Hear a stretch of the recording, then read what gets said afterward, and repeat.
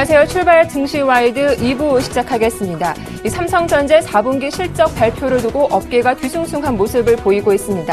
4분기 영업이익이 8조 3천억 원을 기록하며 어닝 쇼크를 보이고 있는데요. 오늘 그 뚜껑이 열렸습니다. 상반기 국내 시장의 분수령이 될 만큼 오늘 당장 발표는 그만큼 그 영향력이 크다라고 볼 수 있을 것 같습니다.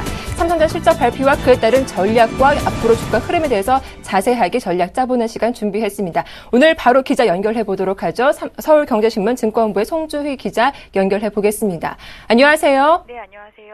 예, 조금 전 삼성전자 잠정 실적 발표가 나왔습니다. 예상을 깨고 무려 8조 원대 초반대 이 영업이익을 기록했군요. 네, 그렇습니다. 방금 전 삼성전자가 지난해 4분기 실적 잠정치를 발표했는데요. 2분기 연속 영업이익 10조 신화 달성에는 실패했습니다. 시장의 관심이 가장 컸던 영업이익은 지난해 3분기보다 무려 18.3%나 줄어든 8조 3천억 원을 기록했습니다.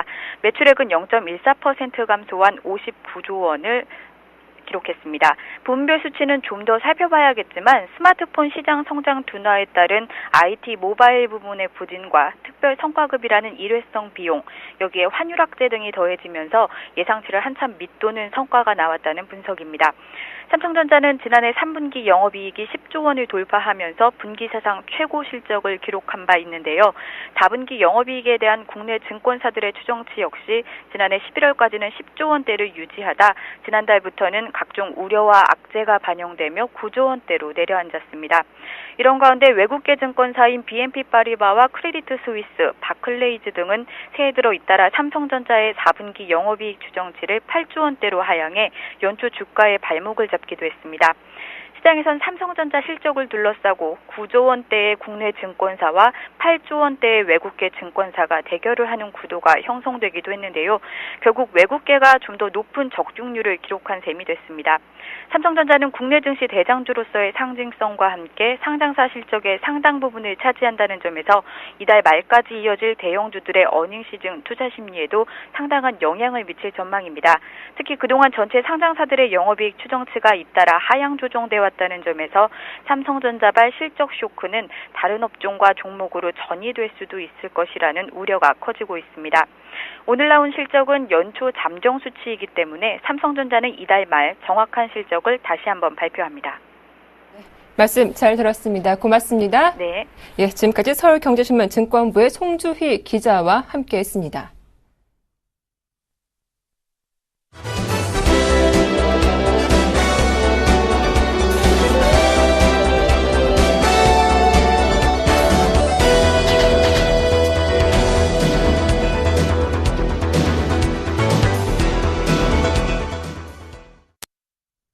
네, 삼성전자가 4분기 영업이익이 8조 3천억 원을 기록하며 어닝 쇼크를 보였습니다.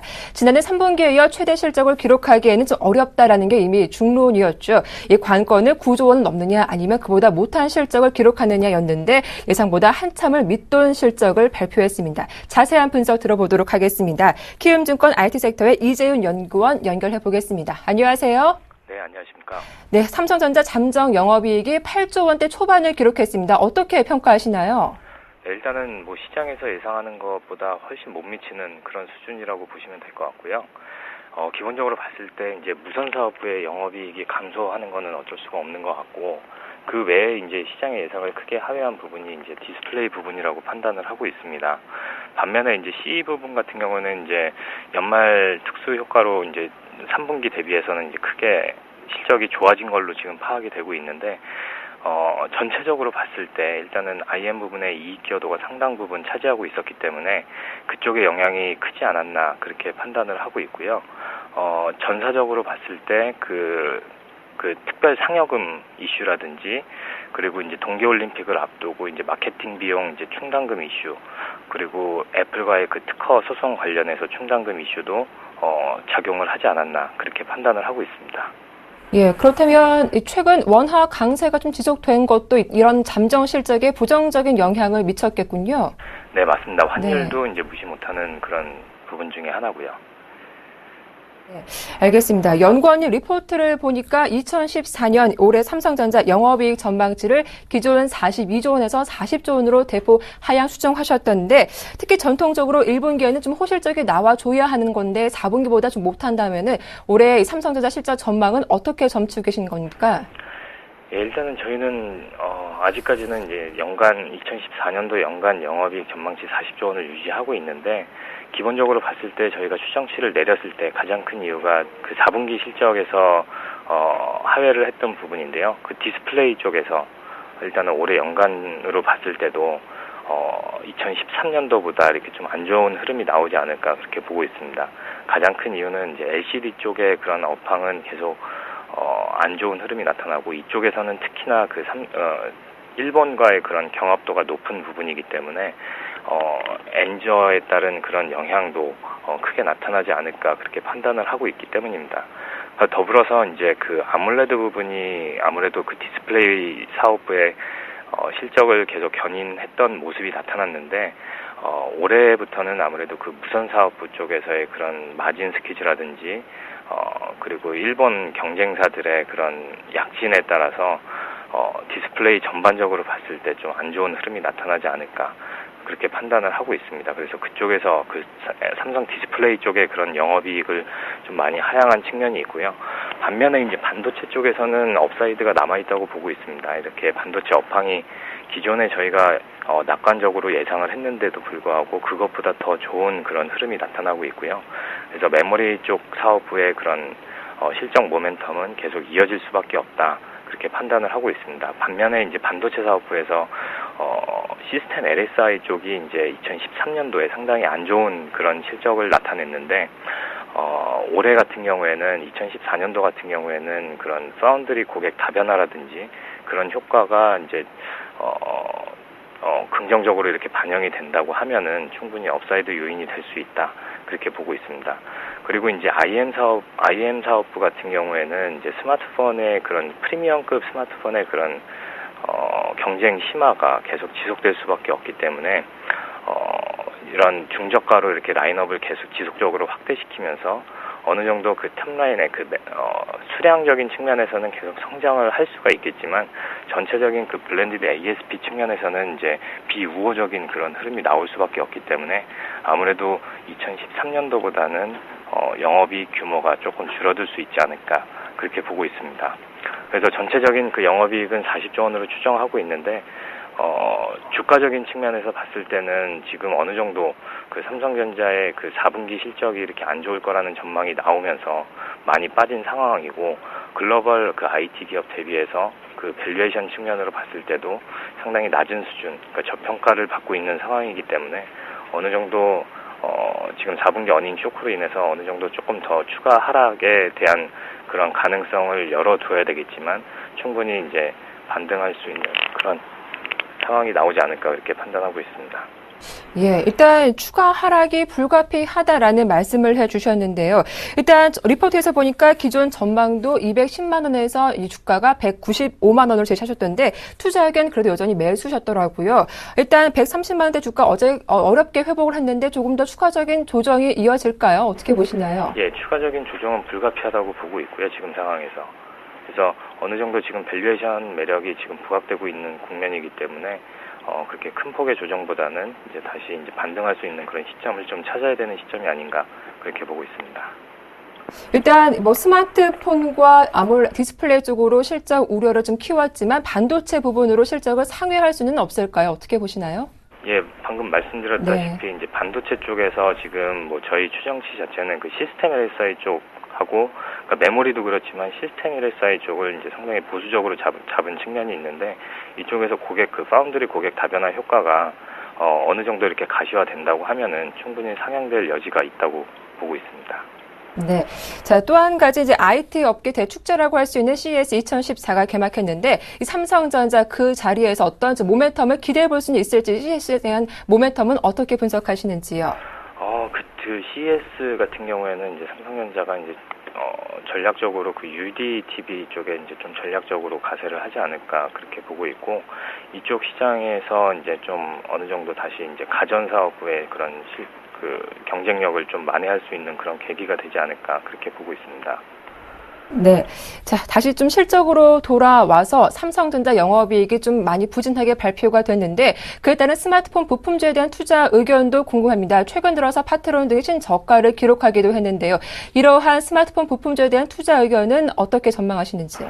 예, 부품주 전반적으로 봤을 때는 네. 그 비중 확대 의견을 제시하기는 조금 힘든 상황인 것 같습니다. 아무래도 방금 말씀드렸다시피 그 삼성전자 그 프리미엄급 스마트폰의 그런 경쟁 심화가 이런 부품 업체들에도 분명히 부정적인 영향을 미칠 거라고 보고 있기 때문에 전반적으로 봤을 때는 상황이 그렇게 썩 좋은 상황은 아니지만 그런 상황이 지금 주가에는 다 반영이 됐다고 보고 있습니다. 지금 방금 말씀하셨다시피 이제 파트론 같은 경우에도 이제 신저가를 계속 그 저점을 낮춰가고 있는 그런 상황인데 어느 정도 이런 우려는 다 반영이 된 상황에서 충분히 이제 부품별로 그 부품의 그런 특성에 맞춰서 조금 선별적인 접근이 필요한 상황이 아닌가 그렇게 보고 있습니다. 그래서 기본적으로 봤을 때 시장이 성장이 둔화가 된다고 해도 점유율 확대 효과로 또는 이제 침투율 확대 효과로 물량 자체가 이렇게 조금 다른 그 부품 세그먼트보다는 더 증가할 수 있는 그런 부품군이라든지 아니면은 이제 부품의 그런 고사양화가 불가피한 부분 같은 경우에는 전체적인 그런 단가가 우상향할 수 있는 그런 부품이기 때문에 그런 쪽, 그러니까 P하고 Q가 같이 성장할 수 있는 그런 부품군 쪽으로 더 이제 압축해서 투자 전략을 짜야 되지 않나 그렇게 보고 있습니다. 네, 이렇게 오늘 삼성전자 잠정 실적 발표에 대한 분석 자세하게 말씀 들어봤습니다. 도움 말씀 고맙습니다. 네, 감사합니다. 예, 지금까지 키움증권 IT 섹터의 이재윤 연구원이었습니다.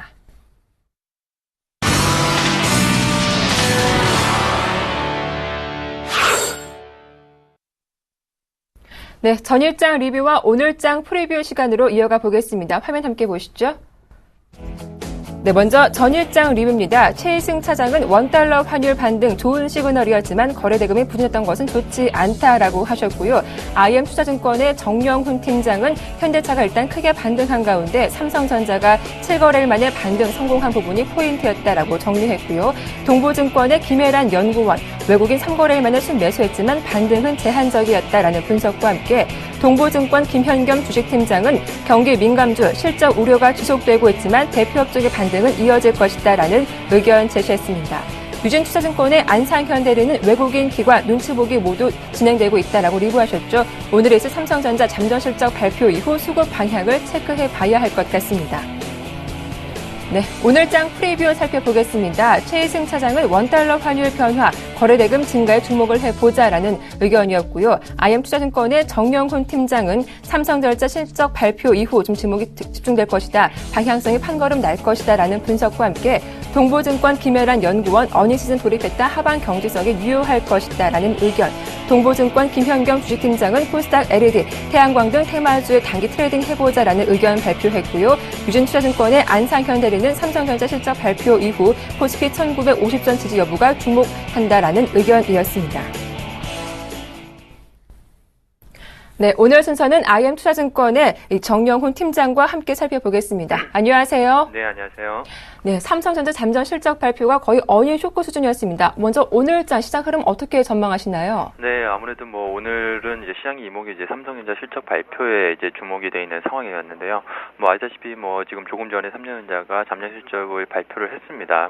지금 예상치보다 크게 지금 하회하는 8조 3천억 대로 지금 추정하는 그 잠정 실적이 발표가 됐는데요.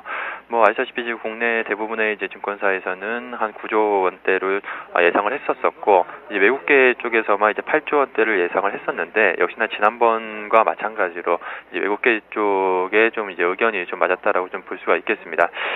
지금 시점에서는 아무래도 단기적으로 봤을 때는 삼성전자에 대한 그 단기적인 어닝 쇼크로 인해서 주가 하락은 좀 불가피할 것으로 보이고 있습니다만, 지금 그 4분기 이제 어닝 쇼크의 가장 큰 원인이 이제 그 일회성 비용이 상당히 좀 컸다라고 그렇게 지금 분석이 되고 있는 상황이기 때문에 일회성 비용이 한 9천억 정도로 감안을 한다라고 한다면 사실상 영업이익이 한 9조 2천억 정도로 예상을 하고 있는 상황이기 때문에 실질적으로 한 8조 한 5천억대 수준까지는 충분히 최근에 주가가 이미 선반영을 했기 때문에 이미 충분히 반영이 되지 않았나 개인적으로는 그렇게 좀 판단하고 있습니다.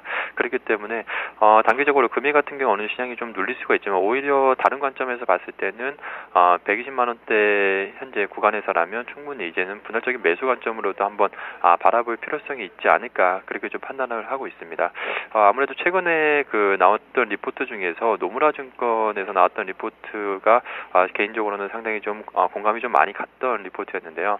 그 부분은 가장 큰 부분은 과연 이 삼성전자를 성장주로 봐야 되느냐 가치주로 봐야 되느냐라는 부분의 지금 의견이었습니다. 지금 이제 삼성전자가 이제 성장주로서의 좀 매력은 떨어질지 모르지만 역시 가치주로서의 매력은 상승할 수가 있기 때문에 최근에 그 잉여 현금 흐름이 기술적으로 좀 증가하는 부분을 봤을 때는 충분히 가치주로서의 매력도 좀 높은 구간이다라고 좀 그렇게 볼 수가 있겠습니다. 그렇기 때문에 지금 시점에서는 PBR 한 1배 정도 수준에서 지금 내려와 있는 상황이기 때문에 충분히 추가적으로 크게 하회하는 가능성을 좀 급락 가능성은 좀 제한적이지 않을까라고 개인적으로 생각을 하고 있고 지금 시점에서는 어느 정도 단기적인 쇼크로 좀 그칠 가능성이 높지 않을까 개인적으로 그렇게 좀 바라보고 있습니다. 네, 삼성전자 실적은 단기 쇼크에 그칠 것이다. 120만 원대에서는 추가 매수 가능하겠다라는 분석이었는데요. 한 가지 궁금한 점은 이런 삼성전자 실적 발표로 인해서 외국인들 수급에는 좀 어떤 변화가 있을까요? 네, 우선 외국인이 지속적으로 최근에 연초 들어서면서 이제 매도세를 좀 이어가면서 지수가 좀 상당히 좀 급락을 좀 했었는데요. 역시나 지금 거래소와 선물, 양시장 모두에서 지금 매도 공세를 좀 펼쳐왔었습니다. 그렇지만 지금 시점에서는 어느 정도 이제 외국인의 매도세는 다소 좀 둔화되지 않을까 점진적으로 그렇게 좀 예상을 하고 있고요. 아무래도 이번 주 목요일에 이제 옵션 만기일이 지금 있는 상황이기 때문에 이번 주 그 만기일 이후에 어느 정도 좀 안정세를 좀 찾지 않을까 그렇게 좀 바라보고 있습니다. 다만 지금 오늘 같은 경우에 역시나 지금 시장에서 삼성전자가 어느 정도 9조 원대 이상의 실적을 내놨다라고 한다면 지수에 좀 강한 좀 어느 정도 외국의 매수세와 더불어서 반등을 좀 예상을 해볼 수 있었습니다만 지금 오늘 어느 쇼크가 좀 나온 상황에서는 역시나 단기적으로는 좀 소폭 좀 하회할 가능성이 좀 높지 않을까 그렇게 좀 판단하고 있습니다. 그렇지만 앞서 말씀드린 바와 같이 이미 충분히 주가에는 어느 정도 좀 반영이 됐다라고 보여지고 있고 그렇기 때문에 외국인 매도세도 지속적으로 이미 나와 있는 상황이었기 때문에 추가적인 좀 매도 공세는 좀 제한적이지 않을까 그렇게 좀 판단을 하고 있습니다. 네, 이렇게 삼성전자 실적은 이 국내 IT 부품주에도 큰 영향을 미치게 되는데 일단 스마트폰 부품과 관련된 종목들 대응 전략은 어떻게 짜보는 게 좋을까요? 네, 우선 지금 4분기 실적이 예상치를 하회를 하면서 아무래도 이제 스마트폰 부품주에 대해서는 역시나 단가 인하에 대한 지금 압력이 좀 커질 수 있다라는 점을 좀 리스크 요인으로 좀 작용하지 않을까 그렇게 좀 판단을 하고 있습니다. 역시나 스마트폰 부품주들이 지속적으로 지금 시장에서 좀 우려가 제기되는 부분이 이제 성장에 대한 그 불확실성과 함께 이제 단가 인하 압력 이러한 부분이 좀 들 수가 있겠는데요. 그렇지만 개인적으로는 그러한 좀 리스크 요인이 있습니다만 실질적으로 지금 현재 시장에서 어느 정도 이제 퍼센테이지 그 상승률은 좀 줄어들었다라고 한다 하더라도 사실상 그 전체적인 그 이익을 봤을 때는 역시나 스마트폰 부품주만큼의 좀 이익을 내고 있는 그러한 좀 종목들은 찾기 좀 힘들지 않나 그렇게 좀 판단을 하고 있습니다. 그렇기 때문에 어느 정도 그러한 좀 리스크적인 요인에 대한 우려감은 주가에는 이제는 충분히 어느 정도 반영이 됐고요.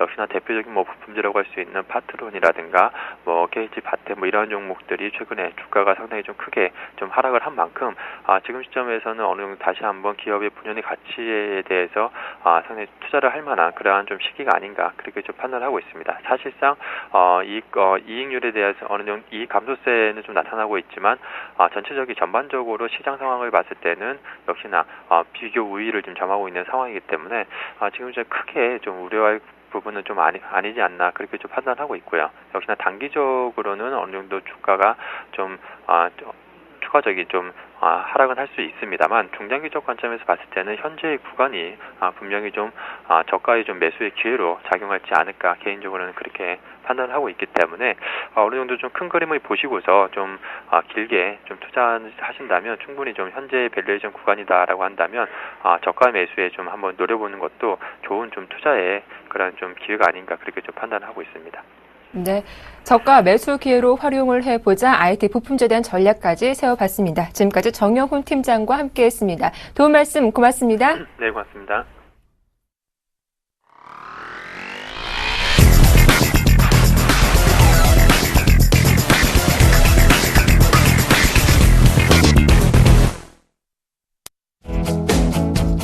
예, 안녕하십니까. 오늘도 느낌 아니까 이제 진행해 보도록 하겠습니다. 여러분, 일단은 어제 제가 상승 게이지를 90%를 말씀드렸고요. 어제는 좀 전일은 조금 상승을 했습니다. 사실상 누구나 뭐 좀 예측은 할 수 있었던 부분이었고, 그 다음에 제가 어제 전일 제시해드렸던 세 가지 종목군들, 소리바다, 그 다음에 에스코넥, 그 다음에 사람인 HR 급등이 좀 나오는 모습이었죠. 소리바다는 장 후반에 조금 올라왔었고요. 그러니까 여러분들 이런 점 참고하신다면 지금 어떻게 하셔야 되겠습니까? 채널 고정해 주셔야 되겠죠. 자, 그럼 지금 오늘 이제 상승 게이지부터 살펴보고 가도록 하겠습니다. 자, 오늘 장 상승 게이지 제가 10%만 드렸어요. 그러니까 이유는 뭐 여러분 지금도 삼성전자 얘기 나오고 있습니다만 어닝 쇼크죠, 그죠? 그 어닝 쇼크에 대한 부분들 무시할 수 없을 것 같습니다. 그래서 삼성전자가 지금 동시효과 출발선상에서도 지금 좋지 않은 모습을 보이고 있고, 이 어닝 쇼크라는 게 사실상 뭐 크게 뭐 우려될 정도는 아닌데요. 그래도 시장에 분명히 영향을 미칠 것 같습니다. 그래서 실적 기대감보다는 실망감이 작용할 가능성이 높다. 이렇게 보셔야 될 것 같고, 두 번째는 이제 상승 게이지 10%밖에 안 잡아드린 이유가 있습니다. 옵션 만기일에 부담감이 있죠, 그죠? 그 부담감으로 인해서 거래 대금이 현저히 감소가 될 예상입니다. 그렇다면 매수세, 즉 사고자 하는 사람은 없고 팔고자 하는 사람이 많다면 당연히 시장은 하락하게 되어 있습니다. 그런 부분 참고하시면 될 것 같고요. 세 번째는 이제 글로벌 증시가 전체적으로 조금 약세의 흐름이 보였습니다. 그리고 오늘 역시 약세의 흐름이 예상되는 구간이라서 그런 점들 참고해 보신다면 코스피 지금 크게 좋다고 볼 수 없고, 그래서 여전히 좀 종목적으로 대응하시는 전략이 맞지 않느냐, 그렇게 보셔야 될 것 같습니다. 지금 이제 전체적으로 잠시만요. 매매하고 가실게요. 예, 매매하고 가자네요. 이제 그러면 제가 관심 있게 여러분들께 오늘 좀 보여드리고자 하는 종목군들을 먼저 제시를 해드리겠습니다. 일단 무선 충전 관련해서요, 크로바하이텍과 아레텍입니다. 크로바하이텍. 자, 약세장의 가장 큰 흐름이 뭐라고 제가 말씀드렸습니까? 크로바하이텍, 즉 약세장에서의 가장 큰 흐름. 그러니까 테마가 선순환될 수 있다. 테마가 선순환매로 돌아올 수 있다. 자, 첫 번째 제가 그 약세장의 흐름 속에서 잡아드렸던 게 1일날 바로 LED 관련주들이 테마 흐름을 탔었죠, 그죠?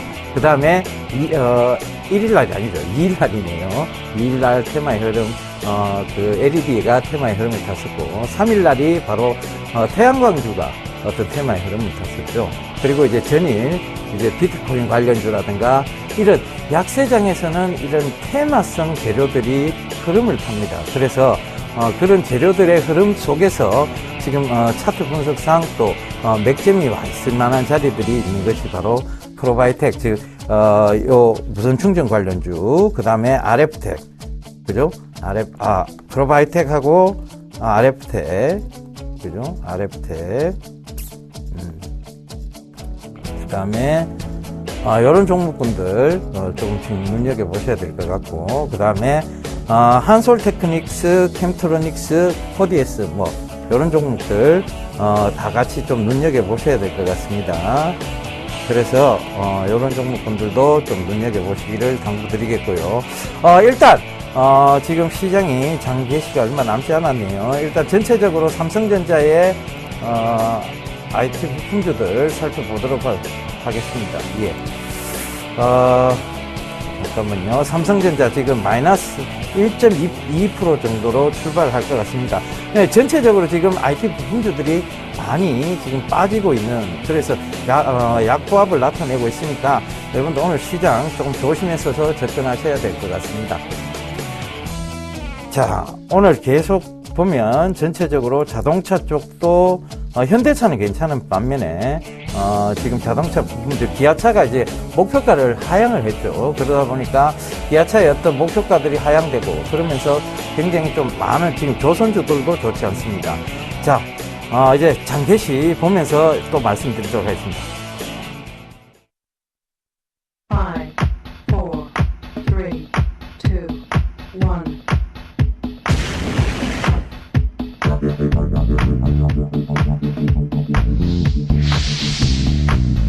대장 방송은 예병군과 함께 완벽한 차트 분석으로 지수 몇 점을 잡아드리겠습니다.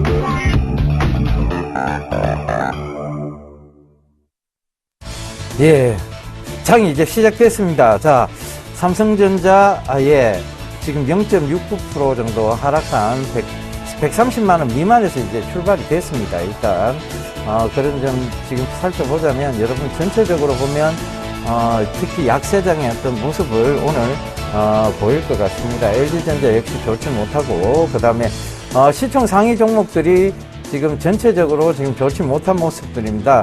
현대차도 강보합이라고 하지만 크게 썩 좋은 모습은 아니고요. 그 다음에 부품주들 역시 마찬가지입니다. 그 다음에 조선주들 역시 오늘 크게 좋지 못한 모습들. 어제 낙폭이 과했던 건설주들 살펴볼까요? 건설주들은 조금 어제 낙폭이 과해서 조금은 이제 반등을 하는 모습입니다. 그런데 오늘 전체적인 시장 분위기는 거의 좋지 못하다고 좀 말씀을 드릴게요. 일단 코스피 1947.34포인트입니다. 5.94포인트 내린 0.30% 정도 빠졌죠. 그죠? 코스닥은 지금 500선을 지금 지켜는 주고 있습니다. 그러니까 0.02 정도, 02% 정도 오르고 있죠. 그러니까 1포인트는 채 안 됩니다. 그렇지만, 제가 왜 종목 장세라고 자꾸 말씀을 드렸는지, 그 이유에 대해서 여러분들 충분히 아실 겁니다. 자, 여전히 전체적으로 한번 살펴보고 다시 한번 제가 관심 가졌던 종목군들까지 다시 한번 말씀드리도록 하겠습니다. 삼성전자 여전히 좋지 못합니다. 지금 물론 뭐 굉장히 갭 하락에서 조금 올라오는 모습입니다만 결과적으로는 이 상승이 장 후반까지 이어지지는 저는 않을 거라고 보고 있는 입장입니다. 일단은 실적에 대한 우려 계속해서 나올 수 있습니다. 그리고 외국인은 여러분들 그거 아셔야 돼요. 연속성으로 매도를 합니다. 그러니까 매도의 연속성을 가지고 있는 집단이기에 그런 부분도 좀 참고를 하셨으면 좋겠습니다. 자, 제가 말씀드렸던 종목군들 일단은 좀 짚어보고 가도록 하겠습니다. 일단 크로버 하이텍,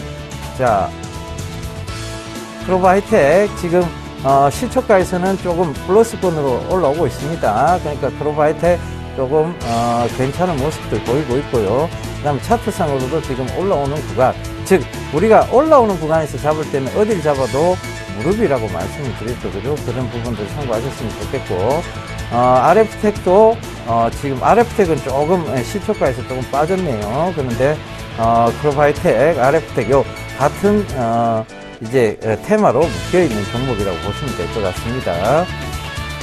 자, 계속해서 한번 살펴보도록 하겠습니다. 한솔테크닉스죠. 한솔테크닉스는 지금 이제 시초가에서는 약하게 눌렸다가 좀 올라오고 있는 모습들. 그러니까 지금 운봉을 만들어내고 있습니다. 양봉을 만들어내고 있죠. 그런 점들 참고하시면 될 것 같고, 캠트로닉스.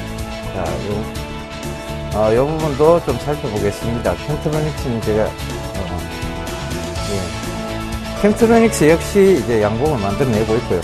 이런 부분들 참고해보니까 여러분들 다음 시간에도 저 예병군이 멘토가 제시해드린 관심 종목군들 여전히 보시고 시장도 여러분들 유심히 좀 살펴보셨으면 하겠습니다. 장이 지금 급하게 조금 반등을 주면서 올라오고 있네요. 일단은 조금 제가 뭐 부정적으로 얘기 드렸습니다만 희망을 한번 가져보자고요. 자, 여러분 다음 시간에 또 뵙도록 하겠습니다. 자, 힘들 내시고요. 오늘 작 성투하십시오.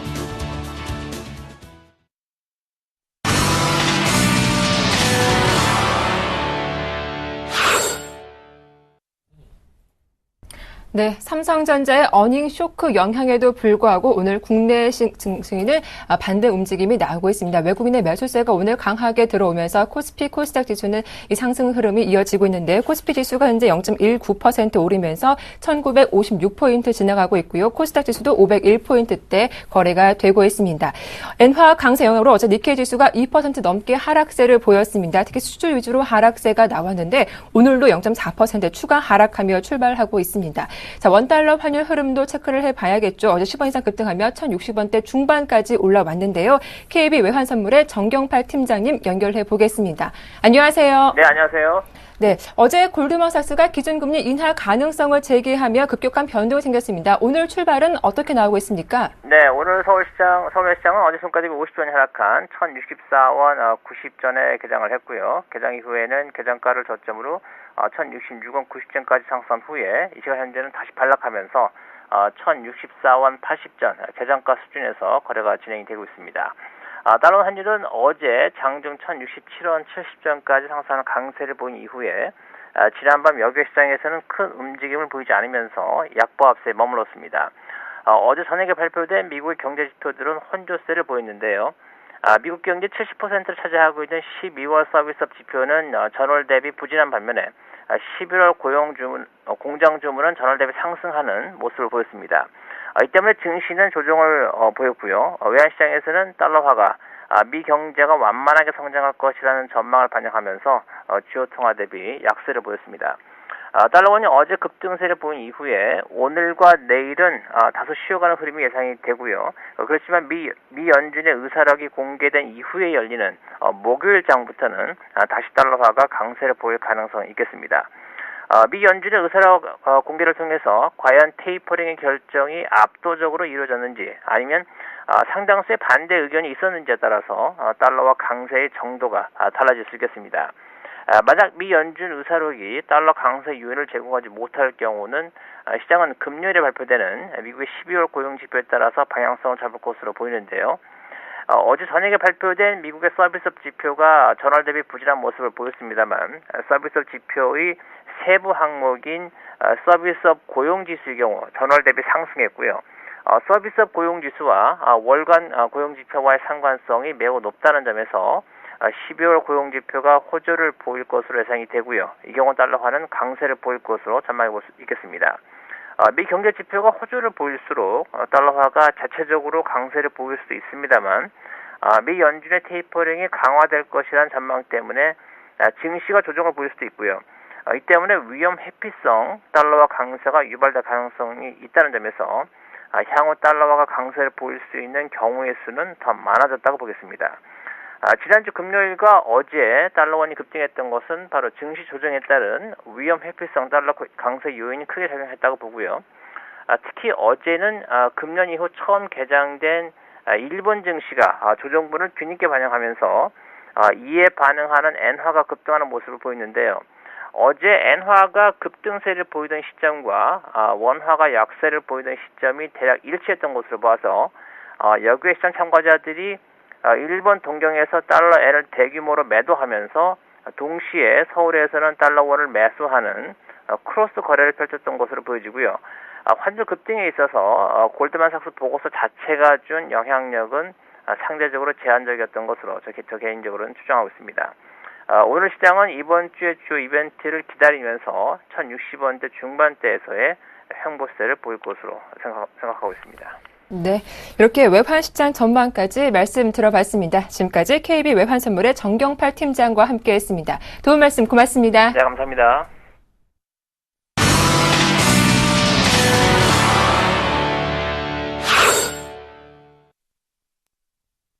네, 오늘의 돌발 종목 분석해 보겠습니다.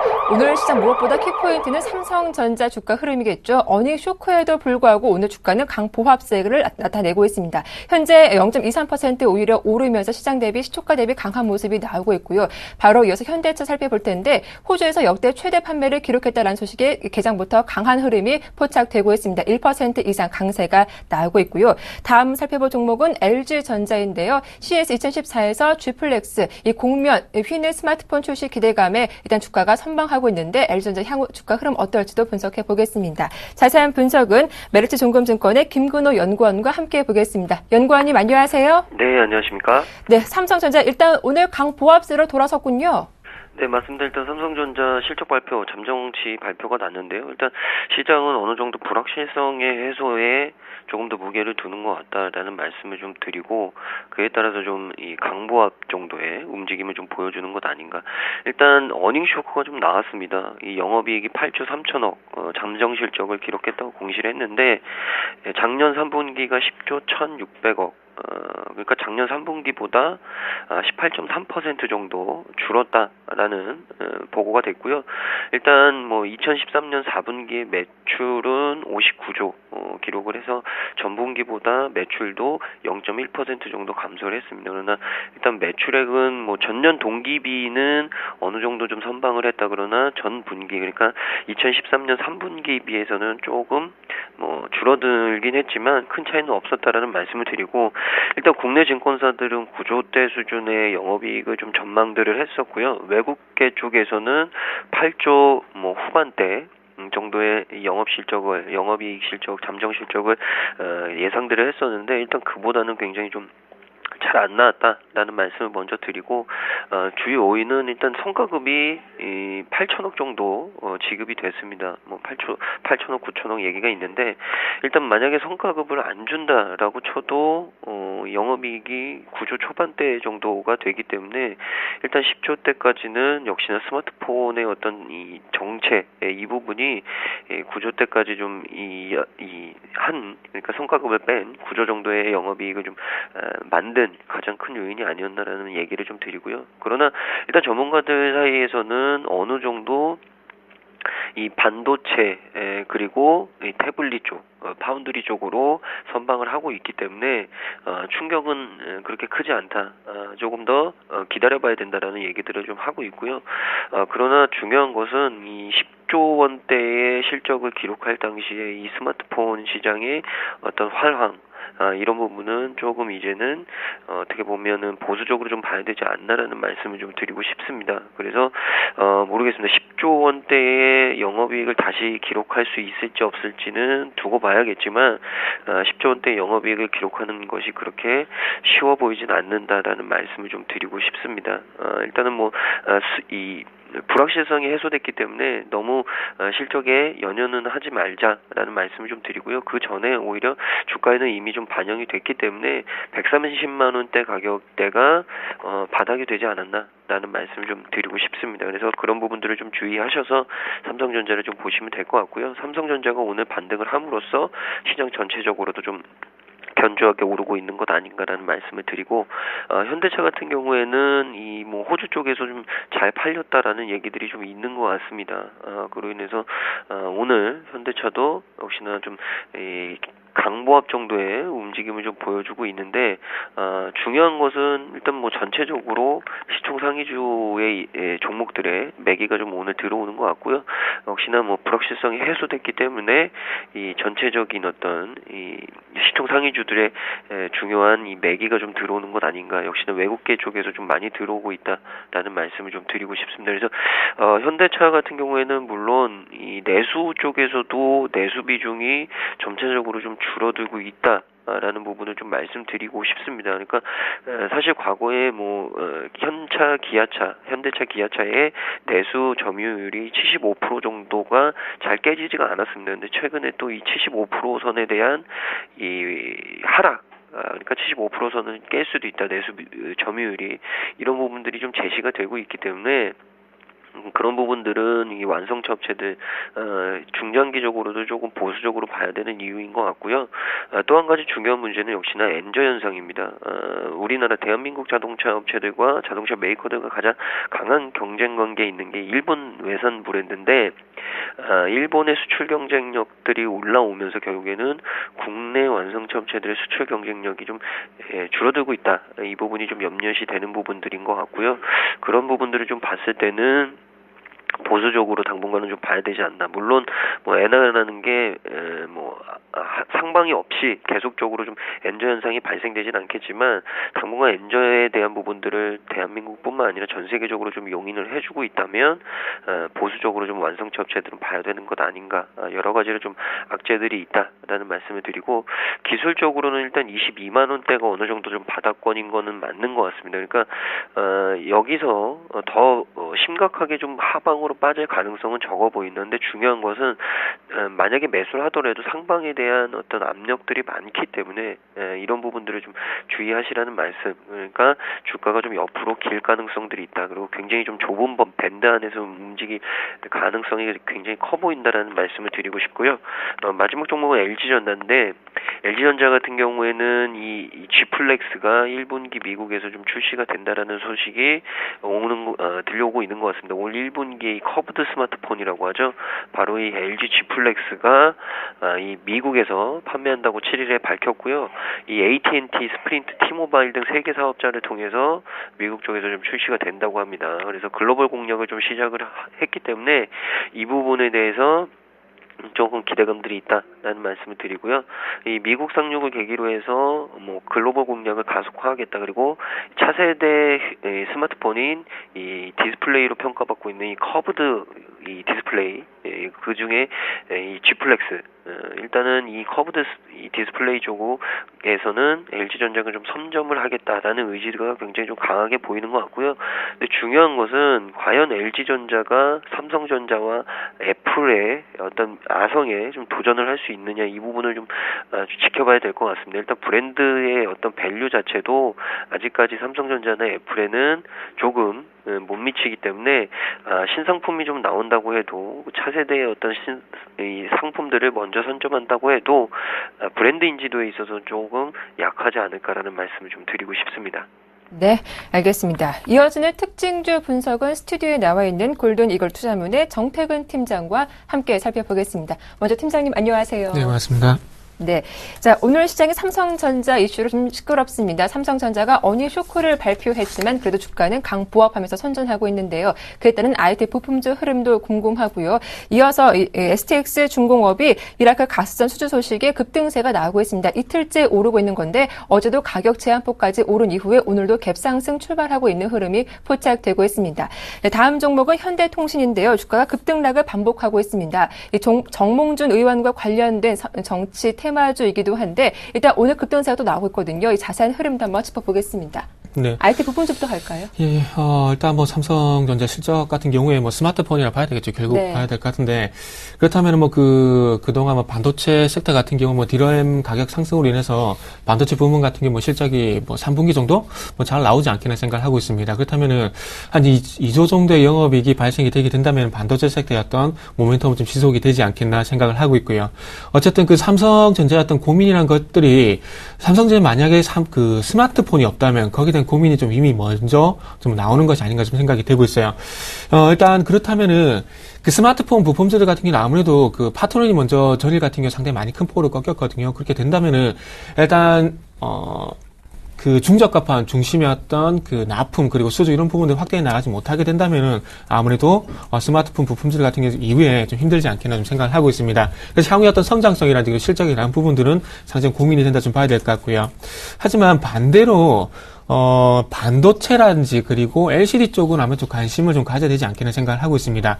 반도체 같은 경우는 우리가 잘 알다시피 일단 원익 IPS라든지 그리고 국제엘렉트릭 이런 종목들이 대표적으로 반도체 관련 종목이라고 보시면 될 것 같은데, 일단 반도체 섹터 같은 경우 좀 긍정적으로 볼 수밖에 없는 것들이 작년 이맘때 같은 경우에도 중개 시향공장 투자를 하게 되면서 어떤 설비 투자 모멘텀 이런 부분들이 반영이 되게 되면서 원익 IPS 그리고 국제엘렉트릭 이런 종목들이 좀 강세를 보였었는데, 올해도 마찬가지로 중국 시안 공장에 어떤 증설이라든지 그리고 어떻게 본다면 SK 하이닉스의 이천 공장 증설로 인해서 설비 투자 모멘텀들이 올해 초반도, 그러니까 2014년 초반에도 상반기에도 반영될 가능성이 있기 때문에 반도체 관련 종목들 좀 관심을 가져야 될 것 같습니다. 하지만 조금 아쉬운 부분, 유진테크라는 종목이 같이 올라와 줄지도 좀 관건을 좀 체크해봐야 될 것 같고요. 어쨌든 대장주는 원익 IPS라는 부분들을 좀 중점을 두시면서 대응을 하신다면은 코스닥 내에서 반도체 섹터 충분히 관심을 가져볼 만하다. 이렇게 좀 보시면 될 것 같고요.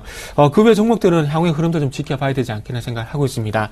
자, 그리고 LCD 쪽을 말씀을 드렸는데, 일단 그 삼성전자가 6세대, 그 L3의 6세대 라인을 투자를 하게 되면서, 이제는 스마트폰에서 이제 태블릿 PC 쪽으로 좀 많이 태블릿 PC 쪽으로 OLED, AMOLED 쪽 모멘텀이 좀 발생이 될 겁니다. 근데 하지만 아직까지 55인치 OLED 쪽보다는 좀 더 고화질 UHD TV 쪽으로 집중한다는 얘기가 나오는데, 그렇다면 아직까지 어쨌든 고화질 LCD라 보시면 될 것 같아요. 그러면 LCD 쪽도 좀 관심을 가져야 되는데, LCD 쪽 같은 경우에는 여러 가지 종목들이 상당히 많습니다.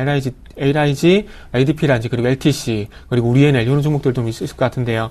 그 외에도 일단 뭐 DMS라든지 그동안 주석 엔지니어링, 탑 엔지니어링 이런 종목도 좀 보시면 될 것 같은데, 일단 삼성전자 좀 부진하더라도 그런 설비 투자 모멘텀으로 인한 반도체라든지 그리고 LCD 관련 부품들은 그리고 장비 섹터들은 좀 관심을 가져야 되지 않겠나 좀 생각을 하고 있습니다. 자, 그래서 어쨌든 뭐 그 전방업체, 그러니까 삼성전자와 LCD IT 부품 이런 부분 조금 차별화되는 어떤 전략이 좀 필요하지 않겠나 생각을 하고 있고요. 자, 그래서 STX 중공업 바로 넘어가 보도록 할게요. STX 중공업 같은 경우에 이라크에서 가스전 수주에 대한 얘기가 나오고 있는데, STX 그룹이 전체적으로 좋아지지 않았던 이유가 뭘까요? 뭐 그 어떤 사업에 대한 확장도 있겠지만은 뭐 조선주라든지 그리고 건설주와 마찬가지로 수주에 대한 얘기들이 좀 많았다는 겁니다. 근데 일단은 그 이라크 가스전을 통해서 향후에 수주가 좀 확대가 될지 안 될지 모르겠지만 어쨌든 수주에 어떤 신호탄을 쐈다는 부분들이 좀 긍정적으로 작용을 하는 것이 아닌가 생각이 되고 있습니다. 뭐 차트적인 부분을 보더라도 아직까지 뭐 전체적인 흐름이 STX의 어떤 유동성에 대한 얘기가 나왔을 때 변동성이 확대되는 경우가 상당히 많았었기 때문에 수주에 대한 어떤 모멘텀이 반영이 되기 위해서는 좀 아직까지 시간이 좀 필요하지 않겠나 생각을 하고 있습니다. 그래서 아직까지 수주에 대한 어떤 모멘텀보다는 아무래도 STX 그룹주 전체적으로는 유동성에 관한 문제가 완전히 해소가 되기 전까지는 유동성의 좀 키워드를 맞추는 전략이 좀 필요하지 않겠나 생각을 하고 있고요. 그리고 마지막으로 말씀드리지만은 이 유동성에 관한 문제들이 완전히 해결이 되지 않는다면은 아무래도 STX 그룹주들 같은 경우는 아직까지 개인 투자자분들 같은 경우 접근하실 만한 종목은 아니다. 이렇게 좀 정리를 해보고 싶습니다. 자, 마지막으로 현대통신 한번 살펴보도록 할게요. 6월 달에 그 보궐선거가 있는 걸로, 현재 그 지방선거가 있는 걸로 알고 있는데, 정봉준 의원이 조금 너무나 앞서간 부분이 없지 않아 있는 것 같습니다. 앞으로 대선이 한 4년 정도 남았는데, 뭐 한 1년 정도 남았다면 모르겠어요. 우리가 이제 이번 대선에서 봤듯이 박근혜 테마라든지 안철수 테마, 그리고 그 외에도 문재인 테마 이런 종목들이 대선 전에 강세를 보였다는 부분도 잘 알고 계실 겁니다. 근데 요 테마들이 4년 전에 강세를 보였다는 것이 아니라 1년 전에 대선에 대한 그 후보가 윤곽이 나오게 되면서 강세를 보였었거든요. 그렇다면은 지금 뭐 대선 출마 시사를 한다고 해서 요 종목의 어떤 시세가 4년 내내, 앞으로 4년이 남았기 때문에 4년 내내 강세를 보일 가능성은 좀 없다 봐야 될 것 같아요. 그래서 일시적인 어떤 변동성 확대라 좀 봐야 될 것 같은데, 제가 보기에는 대선 테마 쪽보다는 6월 지방선거가 예정이 되어 있고요. 그리고 서울시장 선거 이런 부분들이 있기 때문에 서울시장 출마 가능성에 대해서 어떤 후보가 나오냐에 따라서 어떤 관련 테마가 좀 강세를 보일 것 같고요. 그리고 6월달 지방선거가 있기 때문에 예전에 그 총선 테마 있죠. 이런 부분과 연결시켜 보긴다면 지방선거에 누가 출마에 따라서 그로 인한 테마가 이후에 강세를 보일 가능성이 있을 것 같습니다. 그렇기 때문에 현대통신 같은 경우는 대선 테마 조금 너무나 앞서간 부분이 없지 않아 있기 때문에 현대통신 같은 경우는 접근을 하시는 것보다는 그냥 테마로 그냥 이런 테마들이 있구나 이렇게만 좀 관찰하시는 게 좀 도움이 되실 것 같습니다. 네, 이 삼성전자의 실적 가이던스를 필두로 이 프리 어닝 시즌이 문을 열었습니다. 4분기 실적에 대한 기대감으로 강세를 띠는 종목들이 눈에 띄고 있는데요. 그 중에서 52주 신고가를 쓴 종목들이 속출하고 있습니다. 먼저 베이직하우스와 SK하이닉스, 한국전력이 어제 이어서 오늘까지 추가 상승세를 보여주고 있고요. 이렇게 실적 이슈로 주목받는 종목이 하나 더 있죠. LG 디스플레이인데요. 최근 바닥을 찍고 조심스럽게 반등 움직임 나오고 있는데 121선 돌파할 수 있을지 LG 디스플레이도 점검을 해보겠습니다. 자, 이어서 정부 이상가족 상봉 제한의 남북경협주가 오늘 강세 띄고 있습니다. 남북경협주 테마주까지 먼저 52주 신고가 종목들부터 점검해 보겠습니다. 김근호 연구원님. 네, 이 베이직하우스, SK하이닉스, 한국전력의 가장 큰 공통점은 실적입니다. 실적이 좋아지기 때문에 주가가 오른다라는 굉장히 단순한 논리고요. 일단 베이직하우스 같은 경우 4분기에 매출액, 영업이익 모두 어느 정도 좀 증가할 것이다. 4분기 일단 이 높은 베이스에도 불구하고 분기 사상 최대 실적을 예상들을 하고 있습니다. 근데 역시나 그 이면에는 이 중국 쪽의 자회사인 TBH 글로벌의 4분기 매출 매출액이 굉장히 좀 증가할 것으로 예상들을 하고 있기 때문에 중국 시장에서 괜찮은 좀 성적표를 내놓는 것 아닌가. 일단 베이직하우스 같은 경우 가장 관심이 많았었을 때가 이 중국 시장 진출에 대한 기대감 때문이었는데 그런 부분들이 사실 원하던 시기에 좀 안 됐었습니다. 그리고 그 이후에 주가가 좀 빠지고 난 시점이었었고 최근에 다시금 중국 쪽에서 좀 좋은 성적표를 좀 내보이면서 계속적으로 좀 좋은 주가가 나오는 것 같고요. 두 번째 종목은 SK 하이닉스인데 하이닉스도 마찬가지입니다. 이 실적에 대한 기대감 그리고 중요한 것이 SK 하이닉스 같은 경우 이제 외국 쪽에 SK 하이닉스 같은 시스템 반도체를 하는 회사들이 몇 군데가 있습니다. 근데 미국 시장에서 굉장히 좀 많이 올랐다는 거죠. 상대적으로 SK 하이닉스가 굉장히 좀 이 밸류적이나 가격적으로 매력도가 커졌기 때문에 외국인들이 굉장히 좀 러브콜을 많이 보냈다라는 말씀 드리고 이 화재 이후에 그래도 실적이 괜찮게 나왔다. 결국에는 화재가 실적에 영향을 그렇게 주지 못했다라는 부분들이 이 SK 하이닉스의 강한 주가 흐름을 만들지 않았나라는 말씀을 드리고 한국전력 같은 경우에는 역시나 가장 중요한 것은 전기료에 대한 인상 부분입니다. 가장 강한 모멘텀은 바로 전기료 인상이다라는 말씀을 드리고요. 전기료가 인상되면 뭐 당연하게 실적에 대한 개선이 계속적으로 나올 수 있을 것 같고 올해 이 한국전력에 대해서 사상 최대 실적을 좀 예상들을 하고 있습니다. 그렇기 때문에 한국전력의 주가도 당연히 좀 강하게 올라가는 것 아닌가. 계속적으로 좀 52주 신고가가 나왔는데 중요한 것은 지금 시점에서 매매를 하기보다는 보유하고 계신 분들은 조금 더 들고 가시는 게 맞다. 세 종목 모두 지금 수준에서 강한 어떤 매수는 조금 부담스러운 자리가 아닐까라는 말씀을 드리고 싶습니다. 그리고 다음 종목은 LG 디스플레이인데요. LG 디스플레이 같은 경우 최근에 실적에 대한 기대감들이 조금 나오고 있는 것 같습니다. 그 이유가 사실 LG 디스플레이가 이 애플 쪽으로 납품하는 비중들이 좀 있는데 디스플레이 쪽에 최근에 이 애플사가 다시금 좀 이 스마트폰이나 태블릿 쪽에서 강한 어떤 움직임들을 좀 보여줬고요. 이 4분기 또 실적 5조, 4분기 매출액과 영업이익이 어느 정도 좀 잘 나올 것으로 추정들을 하고 있습니다. 그리고 이 TV 패널 자체의 가격의 어떤 지속적인 하락에도 고객사의 주요 모바일 기기의 신제품 판매 5조 역시나 아이폰과 아이패드 에어가 아닐까. 이 부분이 결국에는 시장 예상치를 좀 웃도는 실적을 내보이는 이유가 아닐까라는 말씀을 좀 드리겠습니다. 그래서 이런 부분들이 LG 디스플레이의 최근 견고한 주가 흐름을 움직이게 하는 어떤 가장 큰 이유가 아닐까. 근데 중요한 것은 조금 탄력성은 떨어지지 않나라는 말씀 좀 드리고 싶습니다. 그래서 일단 보유하고 계신 분들은 뭐 충분히 조금 더 홀딩을 해보셔도 되지 않을까라는 말씀을 드리고요. 오늘 또 이 경협주와 그리고 이 방산주의 주가가 차이가 나고 있습니다. 그 이유가 역시나 이산가족 상봉에 대한 기대감 때문인데요. 일단 정부가 이산가족 상봉 행사의 재개를 북한에 공식적으로 제의를 했다라는 소식에 일단 남북 관계 자체의 어떤 개선 기대감 이 부분이 커졌고요.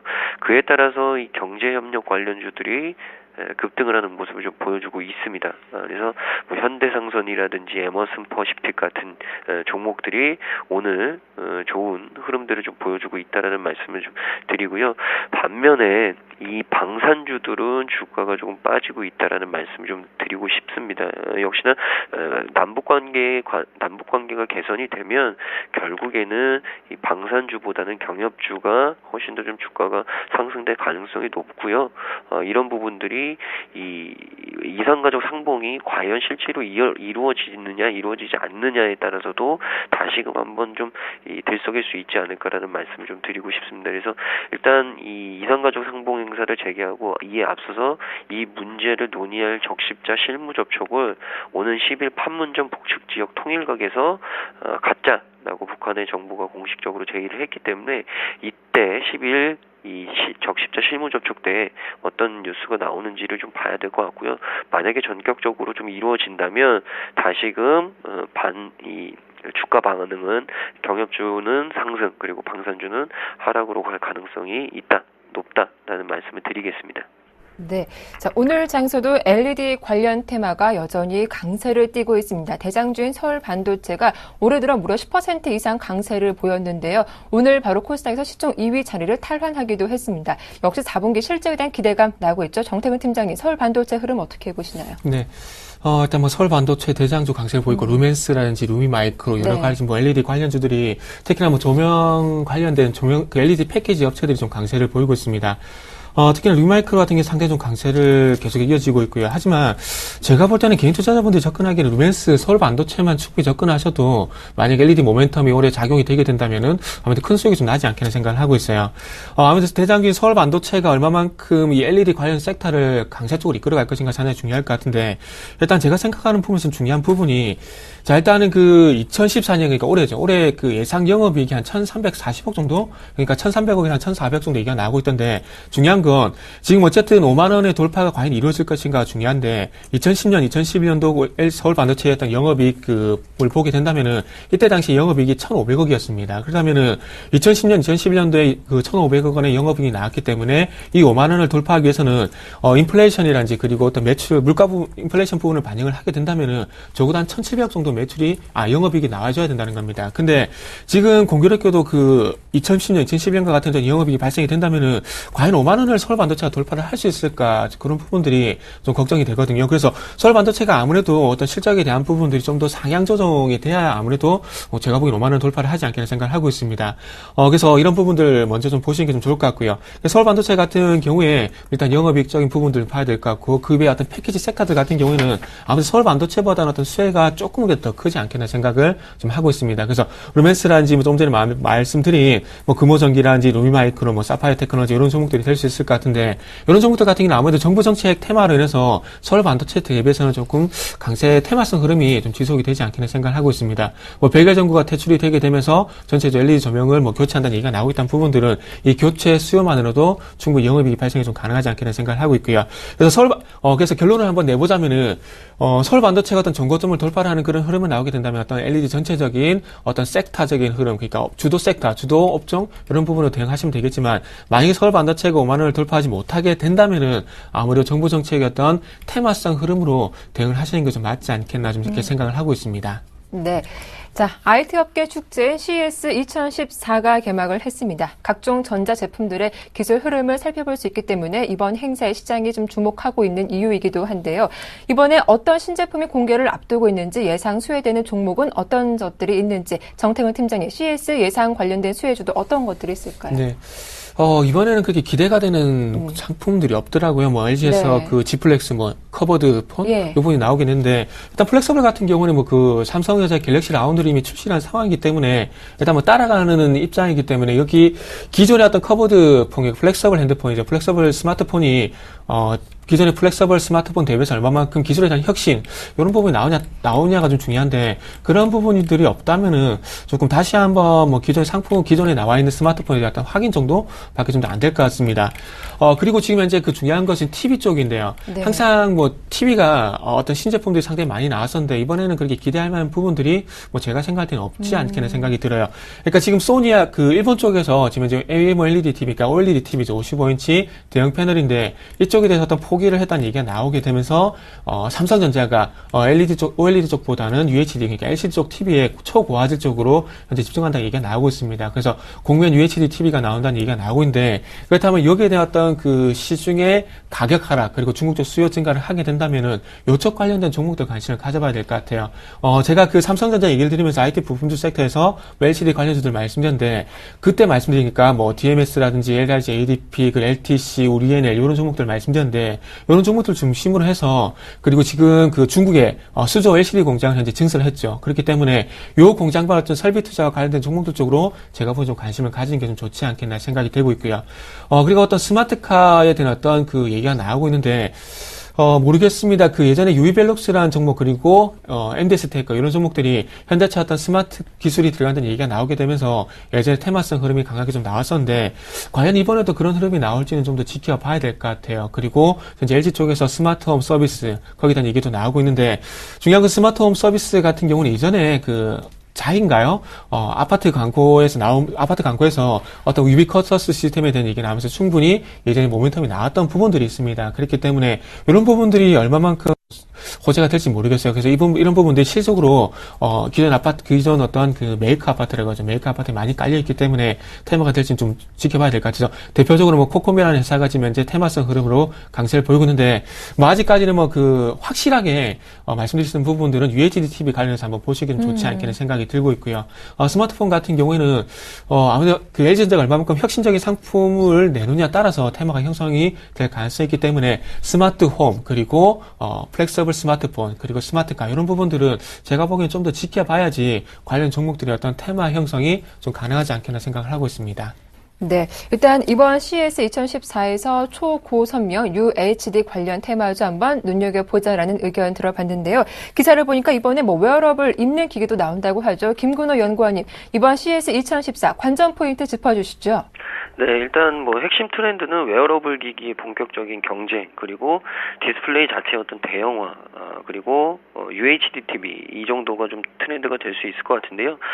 일단 뭐 전체적으로 CES 하면 관련주로서는 결국에는 삼성전자, LG전자 같은 경우가 되지 않을까라는 얘기를 좀 드리고 싶습니다. 이 삼성전자 같은 경우에는 CES에서 공면 TV 그리고 공면 디스플레이들을 대거 좀 공개할 예정으로 이미 밝혔고요. 결국에는 이 공면 TV에 대한 계속적인 개발을 통해서 결국에는 이 공면 디스플레이 쪽으로 좀 많이 집중하려는 모습들을 보여주고 있고, 그리고 또 시스템 통합과 관련된 부분들, 그러니까 결국에는 이 클라우드 서비스를 이용해서 삼성전자 같은 경우에 통합 제어를 좀 하겠다라는 서비스들을 계속적으로 내놓고 있고요. LG전자 같은 경우에는 뭐 헬스케어와 IT를 좀 접목하는 부분들, 이런 부분들이 좀 트렌드로 잡아가고 있습니다. 그래서 뭐 CES 대표적인 거는 결국에는 삼성전자와 LG전자 정도로 보셔야 될 것 같고요. 디스플레이 쪽과 관련해서는 제일모직이나 덕산하이메탈 같은 종목들이 좀 있지 않을까라는 말씀을 드리고, 뭐 굵직한 맥락은 결국에는 이 삼성전자와 LG전자에 과연 어떤 제품들, 어떤 새로운 상품들이 좀 나오느냐, 그리고 어떤 쪽으로 발전을 시키느냐, 이 부분이 가장 중요하다라는 말씀을 드리겠습니다. 알겠습니다. 이어서 오늘 전략자 보도록 하겠습니다. 삼성전자가 다시 또 약보합권으로 돌아섰군요. 정태근 팀장님, 오늘 한마디 부탁드릴게요. 네, 일단 뭐 현물 시장도 중요하겠지만 네. 뭐 시장의 방향성을 볼 때 선물 시장도 좀 같이 좀 봐야 될 것 같아요. 오늘 제가 드리고 싶은 말씀은 베이시스가 악화가 되게 된다면은 조금 1900포인트 이탈에 대한 어떤 가능성도 좀 염두에 두자. 이렇게 좀 말씀을 드려보고 싶어요. 조금 그 부정적인 의견을 좀 말씀드리고 있는데, 제가 저번 주도 그렇고 이전 주도 마찬가지로 외국인의 선물 동향이라든지 그리고 베이시스 동향을 계속해서 좀 체크를 하자 좀 말씀을 드리고 있는데, 일단은 뭐 이틀 동안, 1월 증시가 개장하게 되면서 이틀 동안 외국인 선물 매도 2만 1000계약 정도 추례가 되게 되면서 베이시스가 상당히 급하게 많이 꺾였었습니다. 근데 어제 오늘 좀 시장을 안정을 찾게 되면서 베이시스가 다시 1.43으로 회복이 되고 있는데, 지금부터 중요한 건 어떤 외국인의 선물 동향도 중요할 것 같고요. 그리고 시장 전체적인 미결제 약정 동향도 마찬가지 중요하고, 결론적으로 마지막으로 봐야 될 부분이, 시장 베이시스 좀 봐야 될 것 같습니다. 지금 콘텐코 상태가 유지가 되고 있지만, 만약에 이 콘텐코 상태에서 백오데스 상태로 넘어가게 된다면은 2차 하락이 나올 가능성이 있기 때문에, 제가 보기엔 시장 베이시스 상당히 좀 관찰이 중요할 것 같고요. 그 시장의 방향성이 나왔을 때, 시장의 방향성이 나왔을 때, 그 미결제 약정이 만약에 증가를 하게 된다면은, 그쪽으로 강하게 움직일 가능성이 좀 클 것 같습니다. 그래서 저는 일단 그 상승 그리고 하락 쪽 방향을 열어놔야 되겠지만, 좀 베이시스 부분을 볼 때 저는 그 상승 쪽보다는 일단 하락 쪽으로 좀 말씀을 드리겠습니다. 하지만 중요한 건 미결제 약정과 그리고 베이시스 방향에 따라서 결정이 될 거기 때문에 일단은 얼마만큼 미결제 약정, 향후에 좀 미결제 약정의 어떤 방향성에 따라서 좀 결정을 하시는 게 좀 좋지 않겠나 말씀을 드리면서, 저는 베이시스 좀 꼼꼼하게 좀 체크를 하자, 이렇게 좀 말씀을 드리겠습니다. 네, 현물도 중요하지만 선물 시장 흐름도 더 주목을 해서 보자. 베이시스가 악화된다면 코스피 1900포인트 이탈 가능성도 있겠다라는 말씀이었습니다. 자, 김근호 연구원님은 오늘 전략 어떻게 잡으셨나요? 네, 일단은 뭐 삼성전자발로 인해서 결국에는 뭐 코스피는 좀 변동성이 있을 수 있지 않나라는 생각을 가지고 있고요. 뭐 외국인이 오늘 좀 매수가 들어오는데 그렇게 뭐 시장을 좀 받칠 수 있을 만한 어떤 그런 큰 매수는 아니다라는 말씀을 드리고, 그럼 이런 상황에서는 대형주보다는, 특히나 뭐 IT 대형주보다는 이 중소형 쪽의 제약바이오 업종에 대한 눈을 좀 다시금 돌려야 되지 않나라는 생각을 가지고 있고요. 최근에 제약주들이나 바이오 종목들이 잘 올라오고 올라오기 시작을 했습니다. 이 삼성전자가 좀 쉬는 틈을 타서 중소형 종목들이 좀 잘 올라오고 있기 때문에 일단 실적이 좀 괜찮은 이 제약바이오 업종들 종목들을 좀 찾으셔서 매매를 좀 하신다면 상반기에는 좀 괜찮은 수익률이 나올 수 있지 않을까라는 얘기를 좀 드리고 싶습니다. 그래서 일단 시장이 좀 소외는 되어 있었지만 결국에는 코스닥 쪽으로의 매기가 좀 형성된 이후에 이 제약바이오 업종들이 올라오기 시작을 했다. 라는 말씀 드리고요. 플러스 또 한 가지 업종을 좀 보자면 소프트웨어 업종인데 뭐 이 한글과 컴퓨터, 뭐 안랩이라는 종목도 있고 다양한 소프트웨어 업체들이 있는데 최근에 이 소프트웨어 업체들도 좋은 이 주가들을 좀 보여주고 있는 것 같습니다. 뭐 실적도 실적이 있고 밸류도 밸류겠지만 이 박근혜 대통령이 연설을 하면서 이 소프트웨어 업종에 대한 긍정적인 어떤 멘트들을 좀 했습니다. 그래서 소프트웨어 업종이 향후에 이 정부의 어떤 지원들을 좀 많이 받을 가능성이 있다라는 말씀을 드리고요. 그렇기 때문에 제약바이오와 소프트웨어 업종을 단기적으로 대안으로 좀 매매를 해보자라는 말씀을 드리고 싶습니다. 네. 역시 오늘도 중소형주 중심으로 포트를 구성해 보자라는 전략 들어봤습니다. 이렇게 두 분과 함께 했습니다. 오늘장 전략 잡았는데요. 골든 이글 투자문의 정태근 팀장과 김근호 연구원 두 분과 함께 했습니다. 수고 많으셨습니다. 네, 감사합니다.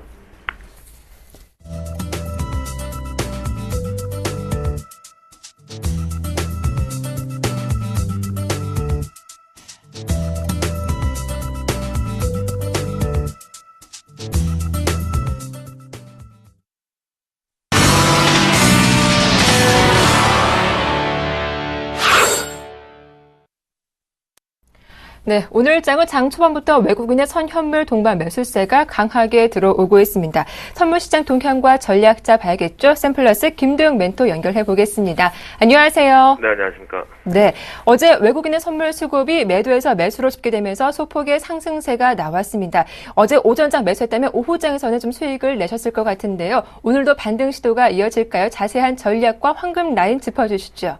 네, 일단 오늘 전체적으로 전반적으로 이제 해외 증시 쪽의 불확실성이 좀 해소되고 있는 매크로적인 경제 지표가 좀 안 좋게 나왔죠. 그 부분에 약보합 마감들이 좀 많았었는데요. 우리나라 부근에서는 삼성전자의 불확실성이 좀 해소가 되었고요. 그것 때문에 순간적으로 2분 만에 급반등을 저점 대비해서 2포인트 정도 강한 상승세를 들어 올렸습니다. 그리고 어제도 외국인들이 주도를 하는 흐름들이 나왔고 동시원가 마감 부근에서 수급 변화 추이가 좀 발생이 됐었는데요. 그것 때문에 그 어느 때보다 수급의 변화 추이가 매우 중요한 오늘 장이다라고 바라보시면 좋을 것 같은데요. 전반적으로 해외와 삼성전자발에 의해서 하락 출발되었던 부분이 오히려 역발상 쪽으로 빠르게 반등치로 좀 가져왔다라는 것이 가장 큰 특징이겠고요.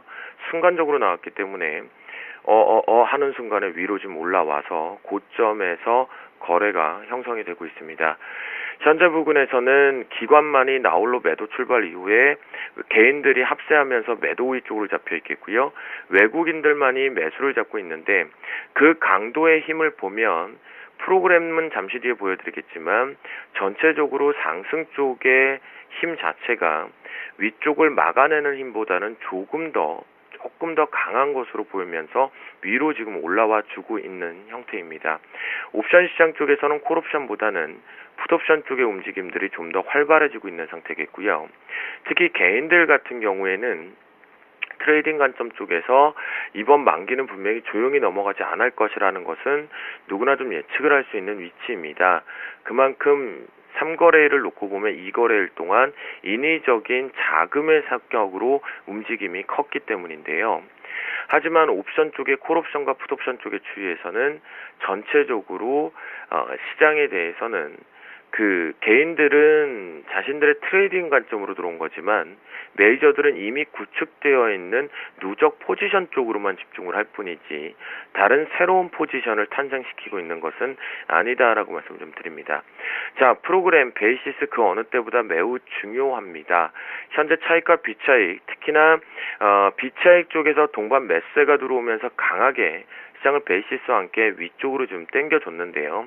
그것이 9시 요이 땅 하고 매도 우위 쪽이었던 포지션들을 매수 포지션 쪽으로 잡으면서 순간 2포인트를 당겨준 것은 바로 이 비차익 쪽에서 초반부에 호가가 비어있는 공백을 이용해서 위로 강하게 257대까지 들어 올려줬습니다. 자, 그렇다라고 한다면요. 이번 1월물 옵션 만기는 이미 지난 배당락 때부터 언급드렸던 프로그램의 인위적인 상승이었다. 그렇다고 한다면 프로그램 베이시스에 의해서 매도 출회가 확대가 된다라고 한다면 이것이 단순히 백워 상태가 돼서 매도가 출회되는 것이 아닙니다. 지금은 얕은 컨탱커 상황만 들어오더라도 프로그램은 매도 유발이 나올 수밖에 없는 구조입니다. 그는 매수 차익 잔고와 매도 차익 잔고의 오픈 스프레드 자체가 벌어져 있기 때문이다라고 보시면 좋겠고요. 비차익에서 시장에 영향력을 무지 많이 주는 것처럼 보이지만 이는 비차익은 바스켓으로 15종목에 대해서 분산 쪽으로 들어오다 보니까 우리가 방어하는 울타리가 커지는 것으로 좀 보시면 됩니다. 그래서 그 어느 때보다 이번 만기에서는 베이시스의 영향력에서 차익 프로그램 쪽에 매도 차익 쪽이 얼마나 출회가 되는지 또는 매수 차익 쪽이 청산 규모가 얼마나 되는지가 가장 키포인트인데요. 그래서 그걸 가장들 예민하게 받아들이고 있는데 현재 기준점으로 어제와 오늘의 움직임을 봐서는 조용히 넘어가지는 않을 것으로 프로그램이 그렇게 판단되고 있습니다. 자, 금일장 대응 전략 쪽으로 말씀을 좀 드리겠는데요. 선물 시장 같은 경우에는 어제도 말씀드렸고 오늘도 마찬가지입니다. 같은 전략입니다. 외국인들의 매수가 확대가 되면 될수록 여기가 고점이 아닌 상승 쪽으로 갑니다. 1월 2일 날과 1월 3일 날 단기적으로 급락 쇼크, 우리가 결국은 종합지수상 80포인트를 넘게를 빠졌는데 거기에 자, 이게 맞죠? 하락의 시작입니다. 도대체 그 하락의 이유가 무엇이었고 그것 때문에 전체적으로 왜 하락이 나왔는지를 모른다라면 단순히 방향을 맞췄다라는 건 어이상실일 수밖에 없겠죠. 그 관점에 놓고 보면 지금 수급의 변화가 분명히 나타난 거였고 외국인들의 손절성 물량들이 단순하게 선물 수급만 놓고로 말씀드리는 겁니다. 이는 합성 누적과 환율과의 환차손까지 다 계산을 해야 되는데요. 단순하게 외국인들이 롤오버 규모를 제외하고 보면 분명히 손절 쪽으로 매도가 나갔기 때문에 이 규모 이후에 추가적으로 분명히 복수열전이라는 표현과 함께 올라올 거거든요. 그렇다면 일단 기술적 반등이 들어올 때는 외국인들의 매수세와 외국인들이 수급 자체를 주도하고 있다면 어제와 오늘 증상이 똑같습니다. 지금. 그렇다고 한다면 매수 쪽으로 좀 보시는 게 맞겠고요. 자, 3분봉 캔들에서 출발과 함께 2분 만에 2포인트를 위로 강하게 들어 올렸습니다. 그렇다고 한다면 자, 오전장 황금라인 자막이 256.00으로 나갈 겁니다. 이 자리인데요. 이미 벌써 위쪽을 뚫어내면서 올라갔죠. 그런 관점이기 때문에 256.00을 이탈하지 않는다면 계속 매수 쪽으로 보시는 게 맞습니다. 자, 추격보다는 눌림을 잡으시는 게 조금 더 유리하겠죠. 그렇다고 한다면 현재도 오전장에서는 매수가 유리한 위치다라고 말씀을 좀 드리겠고요. 고점 쉽사리 논하지 마시고 오늘은 조금 매수세로 조금 즐기셔도 된다라고 말씀드리도록 하겠습니다. 네, 일단 옵션 만기까지 변동성이 확대될 가능성이 높기 때문에 주의해보자라는 의견 들어봤고요. 오전장 눌림 매수로 대응해보자라는 전략도 살펴봤습니다. 도움 말씀 고맙습니다. 네, 감사합니다. 네, 지금까지 주쌤 샘플러스 김도영 멘토와 함께했습니다. 자, 오늘 삼성전자 실적 가이던스 발표로 불확실성이 해소되면서 시장은 오히려 안도의 한숨을 내쉬고 있습니다. 코스피 지수가 현재는 1950포인트 후반까지 머물러 있고요. 코스닥 지수는 외국인과 기관의 동반 매수세로 502포인트까지 올라왔습니다. 무엇보다 IT 부품주 반등이 눈에 띄고 있는데요. 오늘 하루도 현명하게 대응하시길 바라겠습니다. 출발 증시와일드 모두 마치겠습니다. 함께해 주셔서 고맙습니다.